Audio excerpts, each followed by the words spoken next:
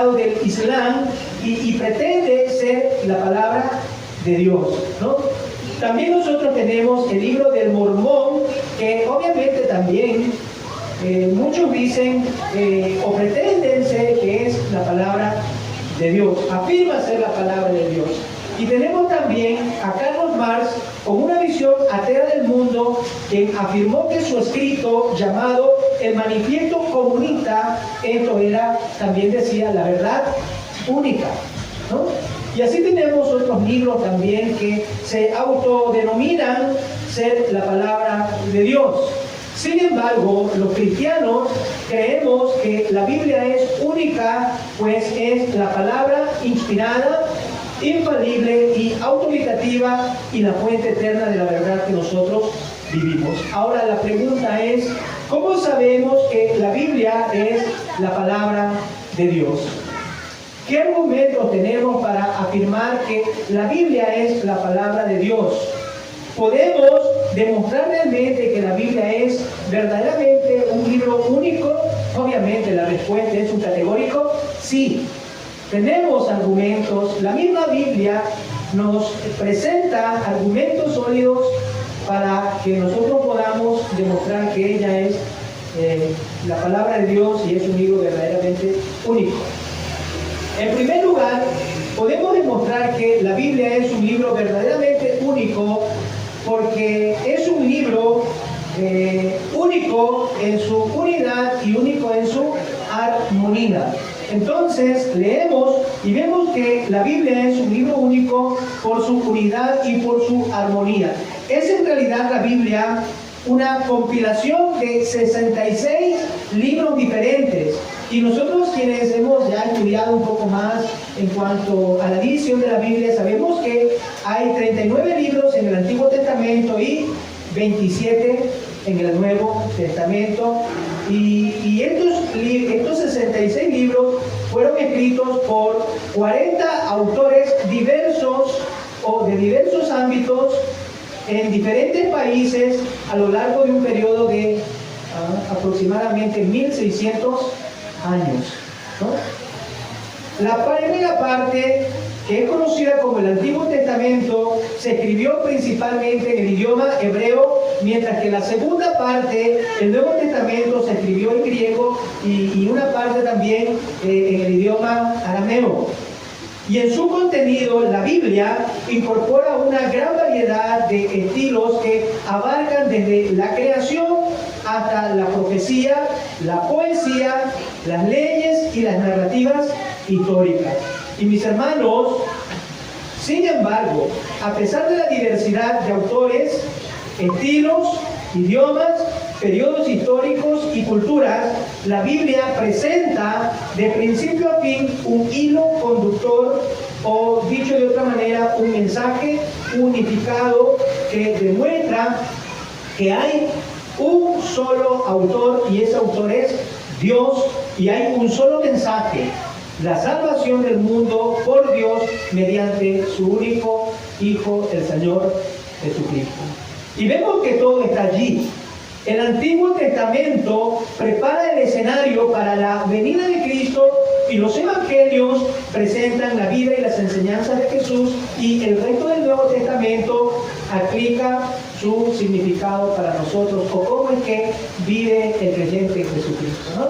Entonces, eso es la Biblia. Entonces, haciendo un resumen de esta primera parte, vemos que la Biblia es un libro único. ¿Y por qué decimos que es un libro único? Sencillamente porque se trata de una compilación de 66 libros, 39 en el Antiguo Testamento, 27 en el Nuevo Testamento.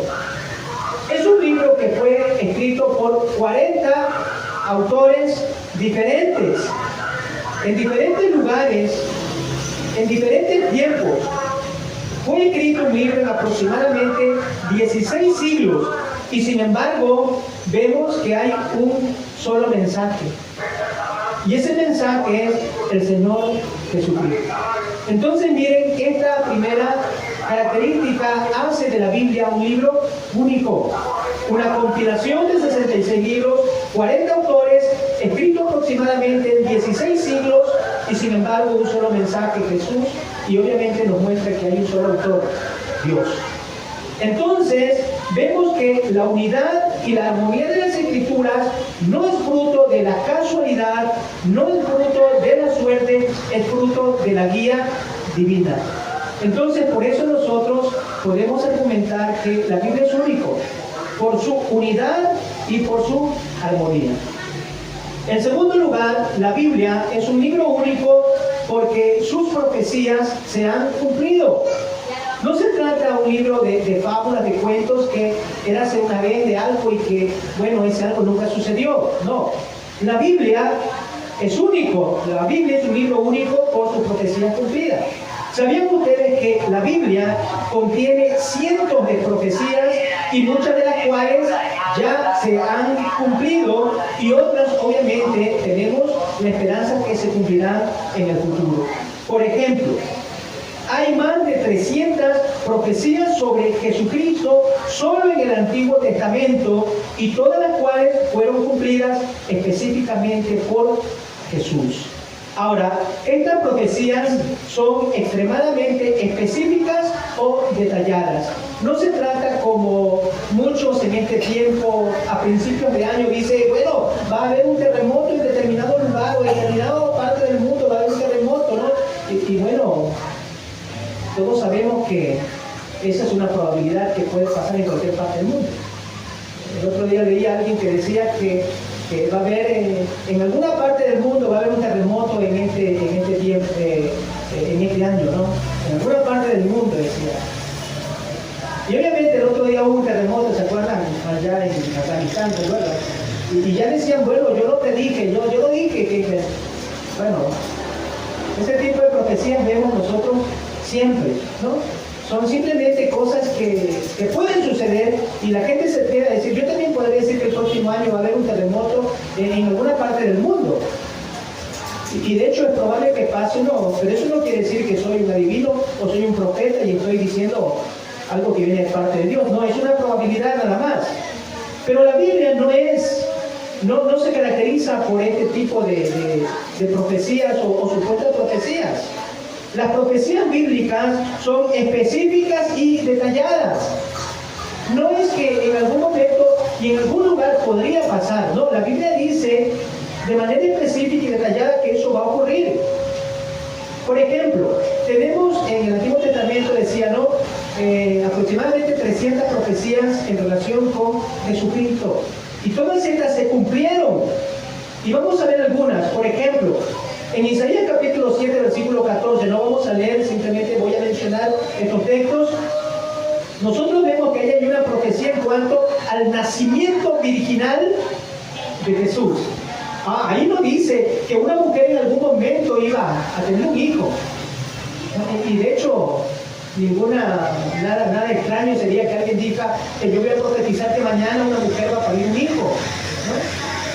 Pero no es una profecía vaga, no es un anuncio vago, es un anuncio específico y detallado, el nacimiento virginal de alguien, de Jesús. También en el Antiguo Testamento, Miqueas 5:2 nos habla del lugar del nacimiento de Jesús, que es Belén. También la Biblia nos habla de su línea de descendencia, ¿no? Jacob, Isaac y todos aquellos personajes que mencionan de linaje del cual vino Jesús, ¿no? Incluyendo el rey David. Y la Biblia nos habla de aquello. La Biblia nos habla, por ejemplo, de la traición de parte de un amigo en Salmo 16:10. Nos habla acerca de la crucifixión de Jesús y nos habla acerca de su resurrección, ¿no? Ahí está en Salmo 22, Salmo 16. Nos habla de la crucifixión y la resurrección de Jesús. Ahora, si nosotros nos ponemos a mirar detenidamente estos pasajes, nos daremos cuenta que todas estas cosas fueron profetizadas, ¿dónde? En el Antiguo Testamento, y que el Nuevo Testamento registra como cosas o profecías que se cumplieron. Todas estas profecías las vemos en el Antiguo Testamento: Isaías, Miqueas, Salmos, Éxodo, y vemos todo eso, ¿no? Vemos que todo aquello se profetizó en el Antiguo Testamento y vemos que fueron profecías detalladas y específicas. Hay este lugar del nacimiento, el nacimiento de una virgen, ¿no? La traición de un amigo, su muerte, su crucifixión, su resurrección. En el Antiguo Testamento se profetizó todo aquello acerca de Jesús. Y luego vemos en el Nuevo Testamento el cumplimiento de aquellas profecías. Profecías no vagas, sino profecías detalladas y específicas. Y mis hermanos, esas solamente son algunas de las profecías que nos hablan acerca de Jesús. La Biblia también nos presenta profecías sobre ciudades, sobre naciones y sobre el mundo entero. Y nadie más que Dios pudo revelar el futuro con tanto detalle durante cientos de años antes de que ocurrieran los eventos con una precisión del 100%. ¿Se dan cuenta? Entonces la Biblia es un libro único porque nos muestra profecías que se han cumplido, profecías detalladas, profecías específicas y que se han cumplido, y todas ellas también obviamente están registradas su cumplimiento en el Nuevo Testamento. Entonces eso hace de la Biblia un libro único. No solamente su unidad, no solamente su armonía, sino también el cumplimiento de sus profecías hacen de la Biblia un libro único. En tercer lugar, la Biblia es un libro único porque se ha preservado a través de los tiempos. La historia nos enseña que reyes, reinos y religiones han intentado destruir la palabra de Dios, y aún así esta permanece victoriosa e indestructible. Nosotros hemos sido testigos porque la historia, repito, nos relata aquello, y hemos visto también nosotros con nuestros ojos que esta Biblia ha resistido ataques durante muchos años y resiste los ataques también de este tiempo. Hay quienes han intentado borrarla, hay quienes han intentado quemarla, han intentado destruirla, pero no han podido. Y todo eso da una profundidad y una relevancia a este libro que lo mantiene actual, y a pesar de que los siglos han pasado y han intentado destruirlo, este libro todavía permanece. Han intentado destruirlo, pero no han podido. Sin duda podemos citar en este momento lo que dice Isaías, capítulo 40, versículo 8, donde menciona lo siguiente: sécase la hierba y marchítase la flor, mas la palabra de Dios nuestro permanece para siempre. Se ha intentado destruir este libro, pero no han tenido éxito. No han podido acabar con la existencia de este libro. Un libro que ha sido perseguido, un libro que ha sido tratado de destruir, pero no han podido hacerlo. Entonces, eso hace de este libro un libro único. La Biblia es un libro único. En cuarto lugar, la Biblia es un libro único también porque tiene capacidad de cambiar vidas. Y yo creo que cada uno de nosotros, los que estamos acá, podríamos testificar de aquello. Yo no conozco a una persona que me diga que su vida ha cambiado por no creer en la Biblia. Pero sí conozco a muchas personas que me dicen que su vida ha sido cambiada, ha sido transformada por leer la Biblia. Repito, la gente no dice: mi vida ha sido cambiada, mi vida ha sido transformada porque no creo en ese libro y eso me ha dado transformación de vida. No, yo no conozco a nadie. Y sin embargo conozco a muchas personas que dicen que su vida ha sido transformada cuando comenzó a leer este libro. Es que ningún libro tiene esa capacidad de transformar vidas. Solamente la palabra de Dios, la Biblia. Entonces, podemos nosotros decir que otra evidencia para decir que la Biblia es única es su influencia en el mundo y su influencia en las personas a través de vidas transformadas.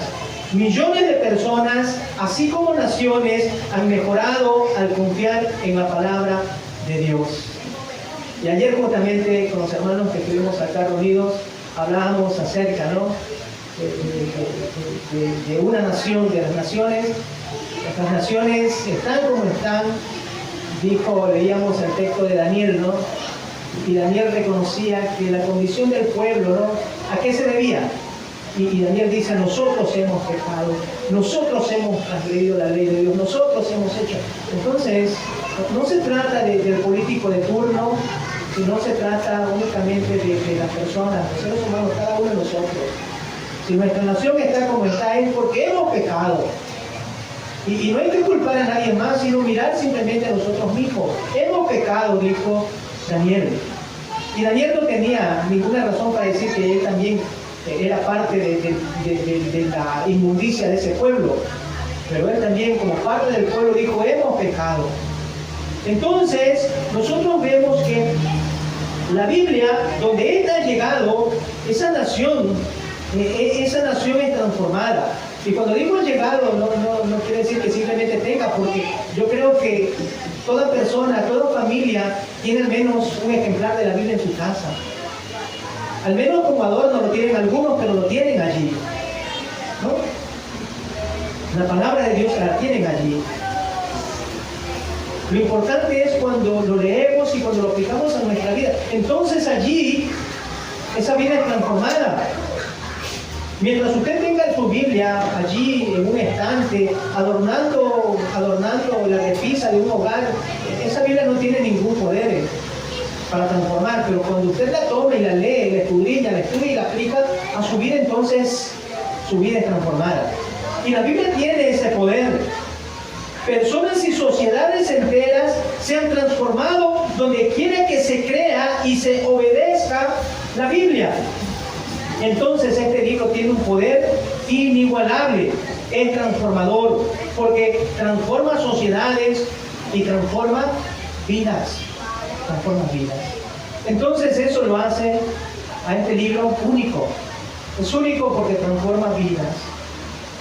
Entonces, hemos visto, mis hermanos, en esta parte, que la Biblia es un libro único por su unidad y su armonía. Es único por el cumplimiento de sus profecías.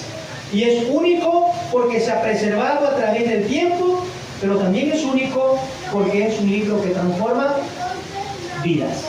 ¿Se da cuenta? Allí tenemos sencillamente 4 de tantos argumentos para mencionar por qué la Biblia es un libro único o un libro singular, ¿no? Entonces, allí nada más tenemos algo.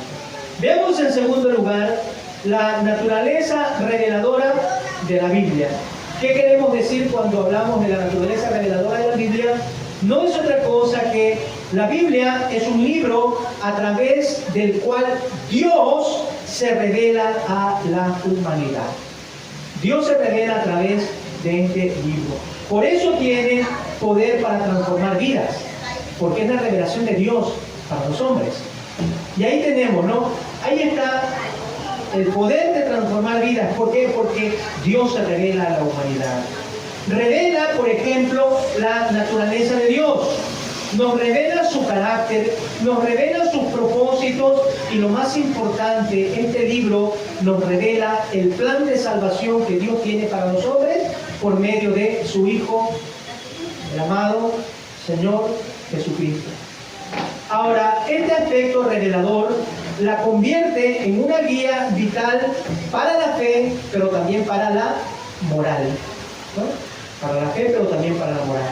Y el Salmo 19, que les mencionaba en un principio, en particular, trata sobre la revelación de Dios y cómo Dios se nos revela. Vamos a ver este Salmo 19 y vamos a mirar aquí sobre la revelación de Dios y cómo Dios se revela. Y este Salmo se divide en 2 partes. Podemos dividir este Salmo en 2 partes. La primera comienza hablando de la revelación de Dios, ¿dónde? En la creación. Dios se revela a los hombres, ¿dónde? En la creación. Pero en la segunda parte del Salmo se enfoca en la revelación de Dios por medio de la palabra escrita. Y ahí está la división de este Salmo. Ahora, el Salmo nos sugiere, mis hermanos, y escuchen que esto es importante, el Salmo nos sugiere que ambas, tanto la creación como la palabra, son fuentes de conocimiento de Dios. Sin embargo, dice la segunda, la palabra es la más explícita y la más completa. Y esto es maravilloso. Dios dice, se nos revela a través de su creación, pero también a través de la palabra escrita. Y sin embargo, el Salmo nos sugiere que la más completa La más explícita es la palabra escrita. Y vamos a ver por qué. Veamos la primera parte. La primera parte se encuentra en los versículos 1 al 6. Les recomiendo que lean en casa todos estos versículos. No vamos a leerlos todos. Y este salmo y estos versículos, habla de la gloria de Dios revelada ¿dónde? En la creación. Y esto es, mis hermanos, lo que se conoce como la doctrina de la revelación general de la gloria de Dios. Hay una revelación general y una revelación especial de Dios. Y esta primera parte nos habla de la revelación general de la gloria de Dios. Dice el versículo 1, los cielos cuentan la gloria de Dios. Otras versiones dicen, los cielos atestiguan. Los cielos nos hablan, ¿no? Cuentan la gloria de Dios. Y el firmamento anuncia las obras de sus manos. En otras palabras, la creación revela a Dios. Los cielos, el firmamento, los mares, las montañas, los astros, todos, dice ellos, todos ellos son como un testimonio de Dios. Es un testimonio silencioso, pero es un testimonio a su vez poderoso. ¿No? Noten ustedes, esto nos habla de una manera silenciosa acerca de Dios, pero es un testimonio poderoso.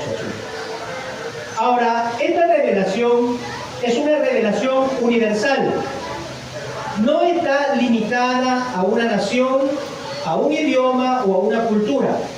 Toda persona, sin importar donde quiera que viva, puede levantar su mirada y observar el orden y la grandeza de Dios en la creación. Entonces, miren, en esta revelación general podemos ver también que es una revelación universal. Es decir, está disponible para todos. Dios se revela, dice, a través de todos. Simplemente levantamos nuestra mirada y miramos el cielo. Miramos el mar, miramos todo lo que está a nuestro alrededor y podemos decir, allí está manifestada la gloria de Dios. Observamos el orden, observamos la grandeza de la creación. Esta es una revelación suficiente para mostrarnos la existencia de Dios. Simplemente, ¿se dan cuenta? La revelación general, que es universal, es una revelación suficiente para mostrar la existencia de Dios. Esta revelación no nos muestra el plan de salvación ni la voluntad moral de Dios, eso es parte de la revelación especial, pero sí nos muestra que Dios es un Dios real. La creación no nos muestra el plan de salvación, pero sí nos muestra que existe un Dios y que Dios es real. Dios es real, es poderoso y es sabio. Y hay muchísimas cosas, mis hermanos, que nosotros podríamos aprender de Dios simplemente a partir de su creación. Podemos aprender mucho acerca de Dios. Por ejemplo, que Él existe. Simplemente al mirar la creación podemos llegar a la conclusión de que todo esto fue creado por un ser supremo, y ese ser supremo es Dios. Entonces, esta revelación general, que es universal, nos muestra la existencia de Dios. Y podemos aprender mucho a partir de la creación de Dios. Pablo, en su carta a los Romanos, capítulo 1, versículo 20, dijo lo siguiente. Noten, porque las cosas invisibles, es decir, lo que no vemos de Él, de Dios, su eterno poder y deidad, son cosas que nosotros no vemos. No vemos poder y deidad. Pero todo esto, dice, se hace claramente visible, ¿dónde? Desde la creación del mundo, siendo entendidas por medio de las cosas hechas, de modo que no tienen excusa. ¿Se dan cuenta? La creación de Dios nos habla acerca de la existencia, nos habla acerca del poder, acerca de la deidad, de ese ser supremo, creador de todo cuanto existe en el mundo. Todo podemos entender o podemos entender acerca de este Dios poderoso, simplemente lo observar, dice, su creación. Ahora, la segunda parte del Salmo nos muestra lo que es conocida como una revelación especial o la revelación especial, ¿no? Hay una revelación general que es universal para todos, pero hay una revelación especial. O dicho de otra manera, la voluntad de Dios, según se revela en las Escrituras. Y vamos a ver, versículo 7 al 14 del Salmo 19. Ahora sí vamos a leer. Dice, la ley de Jehová, y quiero que vaya usted, mientras aquí, si tiene algo con que subrayar, subraye lo siguiente. Dice en primer lugar, la ley de Jehová. Subraye la palabra de Jehová, o la palabra de Jehová, que convierte el alma. Y luego dice, el testimonio de ¿quién? De Jehová. Es fiel, que hace sabio al sencillo. Los mandamientos son ¿de quién? De Jehová, y son rectos, que alegran el corazón. Luego dice el precepto. Noten que está hablando de la Biblia, pero está usando algunos adjetivos. El precepto de Jehová es puro, que alumbra los ojos. El temor de Jehová, noten que incluso acá la Biblia le llama temor. El temor de Jehová es limpio, que permanece para siempre. Luego dice los juicios, que no son otra cosa que la palabra de Dios. ¿De quién? De Jehová. Son verdad, todos justos. Deseables son más que el oro, más que mucho oro refinado, y dulces más que la miel, que la que destila del panal. Tu siervo es además amonestado con ellos, es en guardarlos hay grande galardón. ¿Quién podrá entender sus propios errores? Líbrame de los que me son ocultos. Preserva también a tu siervo de los soberbios, que no se enseñoreen de mí. Entonces seré íntegro y estaré limpio de gran rebelión. Sean gratos los dichos de mi boca y la meditación de mi corazón delante de ti, oh Jehová, roca mía y redentor mío. Ahora, mis hermanos, vimos hace un momento que la revelación general de Dios está disponible para todos. Y decíamos que es suficiente para enseñarnos que Dios existe, e incluso nos enseña o nos muestra algunos aspectos de su naturaleza. Sin embargo, esta revelación general tiene una limitación. No basta para enseñarnos la voluntad moral de Dios ni los medios que Él ha provisto para nuestra salvación. En otras palabras, la revelación general por medio de la creación es maravillosa, porque vemos la gloria de Dios reflejada en el cielo, el firmamento y la creación entera, pero en la creación no aprendemos acerca del Evangelio, no aprendemos acerca de la voluntad moral de Dios para nuestra vida. Por eso decíamos, es una revelación general. Nos muestra simplemente acerca de que Dios existe, pero la creación no nos muestra la revelación de aquellas cosas que son necesarias para nuestra salvación. Por conocer el firmamento o por mirar el cielo, nadie se salva. Por tener conocimiento de que Dios existe porque Él es el creador de las montañas y de los mares, eso no me da salvación. Me habla acerca de Dios, sí, de su poder, pero no me habla de que cómo puedo yo ser salvo simplemente por admirar la creación de Dios. Nadie se salva por el hecho de admirar la creación de Dios y reconocer que Dios ha creado todo cuanto existe. Me habla de Dios, pero no me da el medio para que yo pueda ser salvo. No aprendemos de la voluntad moral de Dios para nuestra vida. Para eso entonces necesitamos una revelación especial. Y por eso la segunda parte del Salmo, versículos 7 al 14, nos habla de la voluntad de Dios revelada en las Escrituras, es decir, la palabra escrita de Dios. Y esto nos enseña, que la creación debe llevarnos a admirar a Dios, pero la Escritura debe guiarnos a obedecerle y a confiar en su salvación. Y ahí está la diferencia. La creación nos lleva ¿a qué? A admirar a Dios. ¿Quién mirando el cielo, quién mirando el inmenso mar no ha dicho, gloria a Dios, qué maravilloso es Dios que creó todo aquello? Y admiramos a Dios a partir de su creación. Pero, repito, la creación o esta revelación tiene su limitación. No me muestra cómo puedo ser salvo. Entonces es necesario que Dios se revele a nosotros por medio de su palabra escrita. La creación debe llevarnos a admirar a Dios, pero la Escritura debe guiarnos a obedecerle y a confiar en su salvación.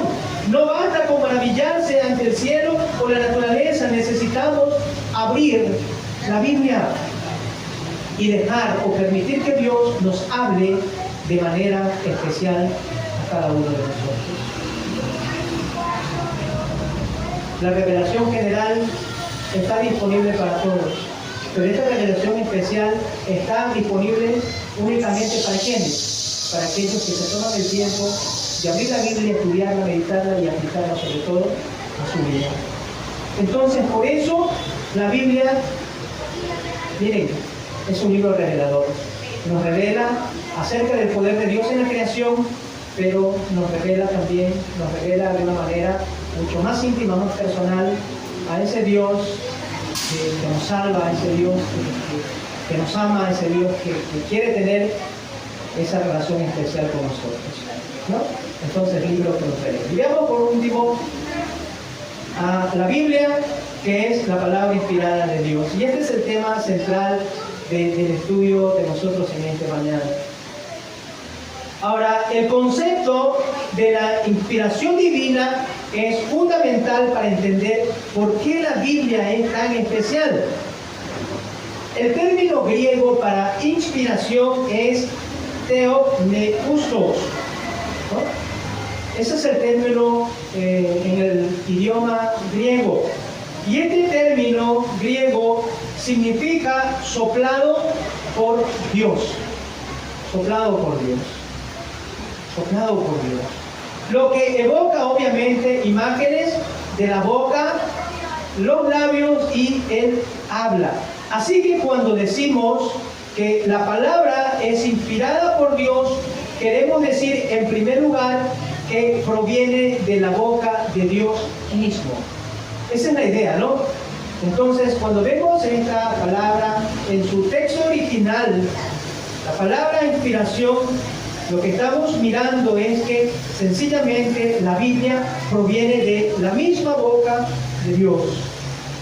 Cuando leemos la Biblia, no leemos palabra de hombres, leemos entonces la misma palabra de Dios. Ahora, volvamos al Salmo 19. Veamos el versículo 7 y 9. Yo les decía, no sé cuántos subrayaron esa parte. Dice así: la ley de Jehová. Y cuando les decía yo acá, simplemente está haciendo uso acá el salmista David, simplemente haciendo uso de algunas palabras, adjetivos que nos señalan no otra cosa que la misma Biblia. Cuando dice acá la ley, entendemos que es la palabra de Dios. En la ley de Jehová, la palabra de Dios es perfecta. De Jehová dice, que convierte el alma. ¿El testimonio de quién? De Jehová. Testimonio es la palabra. De Jehová es fiel, que hace sabio el sencillo. Los mandamientos es la palabra de Dios. Los mandamientos de Jehová son rectos que alegran el corazón. Luego dice el precepto, es otro objetivo para la palabra de Dios. Precepto de Jehová es puro, que alumbra los ojos. Luego dice el 9, el temor de Jehová. También decía que acá también a la palabra se le llama el temor. Es limpio, que permanece para siempre. Luego dice los juicios, que es la palabra, son verdad. Todos juntos. ¿Notaron que hay una palabra que se repite? Allí, ¿cuál es la palabra que se repite? Jehová. ¿No? Y son adjetivos que se le dan a la palabra de Dios, decía. Entonces, vemos acá que el salmista reconoce y dice que la palabra es de Jehová Dios. No es de hombres, es la palabra de Jehová Dios. Entonces, no es simplemente la sabiduría humana, es la palabra de Jehová Dios. La Biblia no simplemente es cualquier ley, estatuto, precepto, mandamiento u ordenanza, tales como las que nosotros tenemos en nuestro país. No se trata de ese tipo de cosas. Es la ley, estatutos, preceptos, mandamientos y ordenanzas ¿de quién? De Jehová. Esa es la palabra de Dios. Y ahí está la diferencia entre los escritos de un hombre y lo que es palabra de Dios. En otras palabras, la Biblia proviene de Dios, es la palabra inspirada de Dios. Ahora, mis hermanos, esta inspiración garantiza su veracidad, su infalibilidad y su autoridad. Y este atributo es lo que le da a la Biblia su poder único y su estatuto como base para la fe cristiana. Porque es palabra de Dios. Por eso sirve como base para nuestra vida cristiana. En la segunda carta a Timoteo, capítulo 3, versículo 16, leemos, y noten que dice toda la Escritura, desde el Génesis hasta el Apocalipsis. Toda la palabra dice, toda la Escritura. Y quiero que noten algo, dice, la Escritura, no dicen los hombres, ¿no? Toda la Escritura es inspirada por Dios. La misma Escritura es la que es inspirada por Dios y útil para enseñar, para reprender, para corregir, para discernir la justicia, ¿no? Ahora, ¿qué quiso decir Pablo cuando mencionó acá toda la Escritura es inspirada por Dios? ¿Qué quiso decir Pablo? Recuerden que esta es una carta de Pablo a Timoteo. ¿Qué quiso decir Pablo cuando dijo toda la Escritura es inspirada por Dios? En primer lugar, Pablo enfatiza que la inspiración divina no se aplicó a los escritores para que estos produjeran grandes obras por sí mismos, ¿no? Repito, Pablo enfatiza que la inspiración divina no se aplicó a los escritores para que ellos produjeran grandes obras por sí mismos. Más bien dice acá que la Escritura, las palabras mismas que ellos escribieron son las que fueron inspiradas o sopladas por Dios. Esto implica, mis hermanos, entonces, que el mensaje no es producto de la sabiduría ni tampoco de la imaginación humana, sino que proviene directamente de Dios. Y aunque los escritores bíblicos usaron sus propias personalidades, sus estilos y sus experiencias personales, el mensaje final fue guiado y dirigido por el Espíritu Santo de Dios. Esto significa que a pesar de las diferencias en el estilo de cada escritor, el contenido es consistente y veraz porque tiene su origen divino. Alguien dijo en cierta oportunidad que la Biblia es el único libro cuyo autor siempre está presente cuando lo lees. Y qué maravilloso, ¿no? Tal vez usted tenga muchos libros en casa. Yo tengo bastantes libros en casa, ¿no? Bastantes libros en casa. A veces la gente me pregunta, ¿y se los ha leído todos esos? Bueno, la gran mayoría sí, ¿no? Tengo algunos libros. Pero la Biblia se diferencia de todos estos libros, y son muy buenos libros, de hecho, pero la Biblia dice, es el libro único cuyo autor siempre está presente cuando lo lees. ¿De qué otro autor podemos decir lo mismo? Y yo le decía, tengo muchos libros en casa, pero cada vez que los leo, ningún autor está presente. Pero cuando leo la Biblia, puedo saber que Dios está presente ahí. El autor está presente cuando lo leo.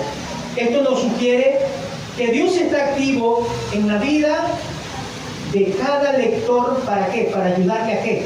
A comprender lo que su libro nos enseña. Ahora, mis hermanos, frente a esto alguien podría objetar diciendo, bueno, pero al fin y al cabo, la Biblia fue escrita por hombres. Fue escrita por hombres. Tal vez usted ha escuchado esto, ¿no? Al fin y al cabo fue escrita por hombres. Bueno, esto nos lleva a nuestro segundo punto sobre la inspiración de la Escritura. La Biblia, sin duda, fue escrita por hombres, como ya mencionábamos, aproximadamente 40 autores, ¿no? Hay quienes dicen 41, otros dicen 39, otros 37, pero vamos a redondear las cifras, dejemos en 40 autores, ¿no?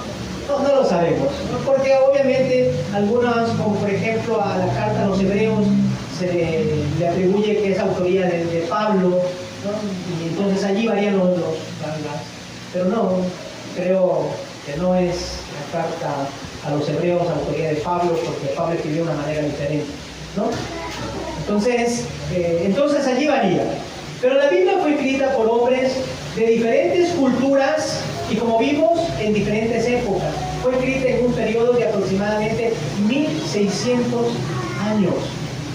¿Se da cuenta? Entonces la Biblia, por eso le daba los datos al principio, ¿no?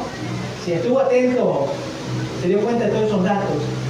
1600 años. Entonces, diferentes culturas, diferentes épocas, diferentes periodos de tiempo, personalidades distintas, porque obviamente ustedes ven, ¿no?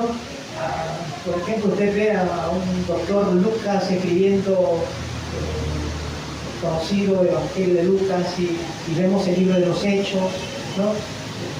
El autor sabemos es Lucas y Lucas escribe de una manera, un estilo totalmente diferente, un estilo más refinado, obviamente, ¿no? Pero vemos a un Pedro, por ejemplo, hablando.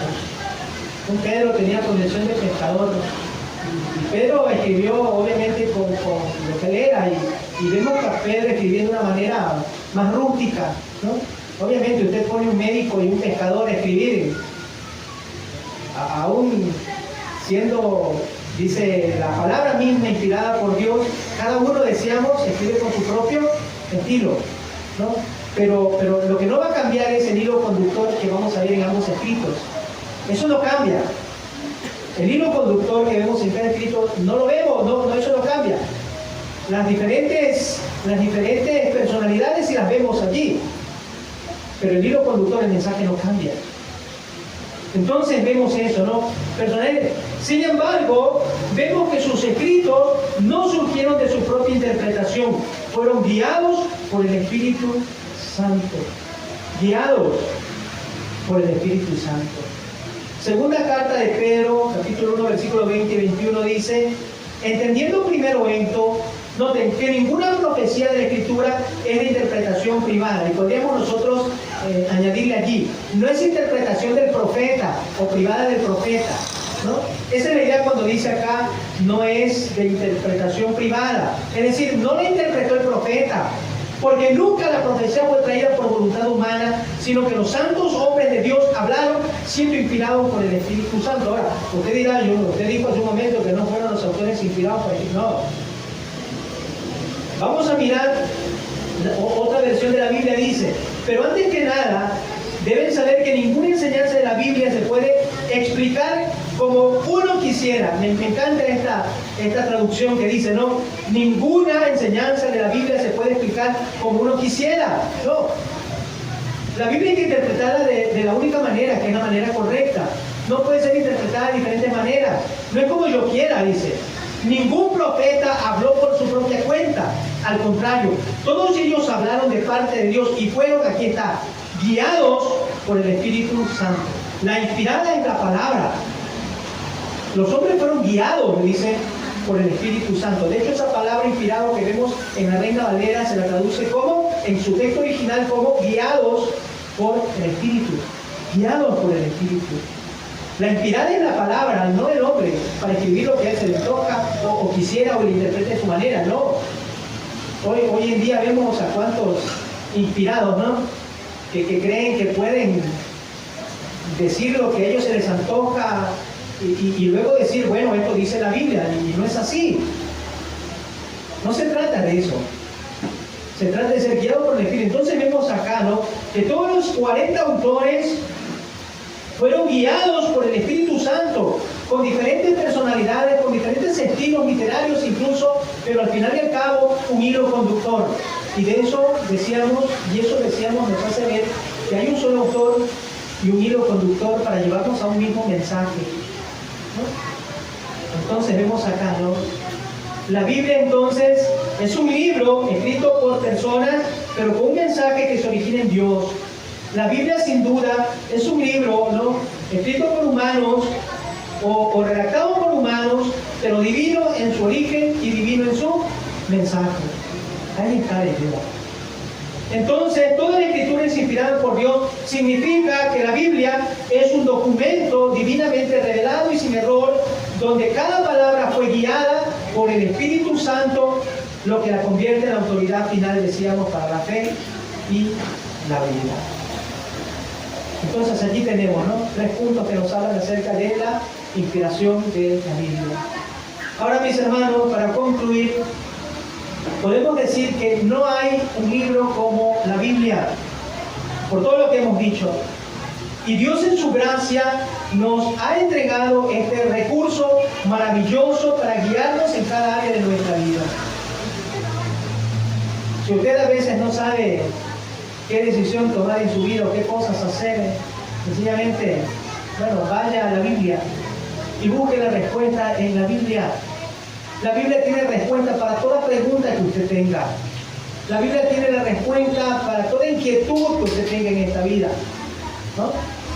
Si usted vive desorientado tal vez en algún momento de su vida, será probablemente porque no ha abierto las páginas de la Biblia. No sabe qué hacer en determinado momento de la Biblia porque no ha visto. Aquí está la voluntad de Dios revelada de manera general, pero también de manera especial. Y aquí está la revelación especial, ¿no? Entonces, la Biblia tiene respuesta para guiarnos en cada área de nuestra vida. Sin embargo, tristemente, mis hermanos, muchas veces dejamos a la Biblia a un lado, perdiendo así toda la bendición que esta tiene para nosotros.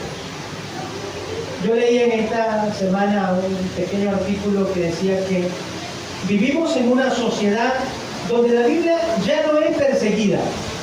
Ustedes se dan cuenta que ya no se persigue la Biblia en este tiempo como se lo hacía en otros tiempos, ¿no? Por ejemplo, en nuestro país no nos persiguen. Si alguien nos ve llevando la Biblia en la mano, nadie nos persigue por eso. Nadie nos dice es un delito que tú cargues tu Biblia en tu mano, no. Vivimos en una sociedad donde la Biblia no es perseguida, pero es ignorada. Ya no se la persigue, pero se la ignora. Es, de alguna manera, algún tipo de persecución contra la Biblia, ¿no? Ignorarla. Ya no se la prohíbe. No, a nadie le prohíbe. ¿A usted le ha prohibido que traiga su Biblia en este día? ¿Alguien le prohibió que traiga su Biblia, que usted cargue su Biblia hoy? Nadie lo prohíbe. No se la prohíbe, pero se considera irrelevante, anticuada y algo prescindible. Entonces, ¿se dan cuenta? Eso ha pasado a ser la Biblia. Y hemos visto, mis hermanos, que es un libro singular, es único, es coherente con un mensaje central que apunta a Cristo. Es un libro profético y en sus profecías se han cumplido y esto confirma su autenticidad. Es un libro transformador, ha cambiado naciones, hogares y vidas. Y la palabra, y es la palabra inspirada por Dios, donde nos revela su voluntad, sus caminos y nos muestra el plan de salvación por medio de la fe, quien murió en la cruz por nuestros pecados. No hay mejor manera entonces de concluir este mensaje en esta mañana que con estas palabras que tal vez usted las ha leído. De hecho, en algunas Biblias está en la portada, en nuestros signarios también está en sus portadas. Y dice, lee la Biblia para ser sabio, créela para ser salvo y practícala para ser sano. Léela con reverencia y con seriedad. Debemos pensar que en cada línea Dios nos está hablando de una manera directa. Léela con afecto. No la veas simplemente como una historia, sino como una carta de amor personal de Dios para tu vida. Y ora antes de leerla. Pide al Espíritu Santo que te ayude a entenderla y a ver las maravillas de su ley. La Biblia es un libro maravilloso, magnífico libro que Dios nos ha dado. Es inspirada, es infalible, autoritativa, es eterna, invaluable, santificadora. Leamos entonces, mis hermanos, estudiémosla, atesorémosla, creamos en ella, pero sobre todas las cosas, obedezcamos la palabra de Dios. Que Dios nos guíe que así sea. Amén. Amén. Amén.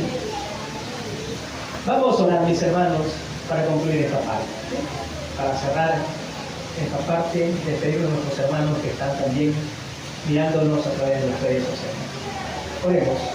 Padre eterno y Dios amado, gracias infinitas te damos por este tiempo, gracias por tu palabra que nos instruye, nos capacita, y gracias, oh Dios, porque ella misma nos revela, Señor, tu voluntad para nuestras vidas. Qué maravilloso libro, Señor, que tú nos has dado. Ayúdanos, Señor, a atesorarlo.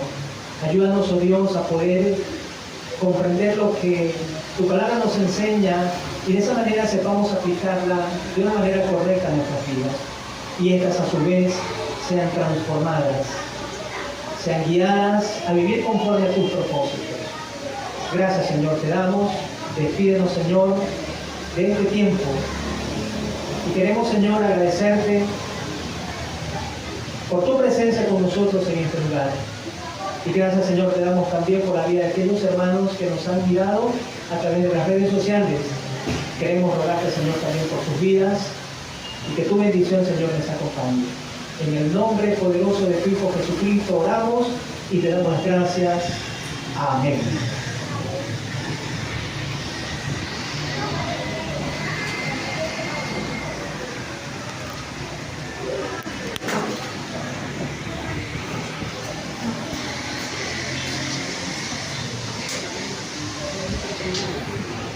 Tienes que terminar. No, tienes que poner las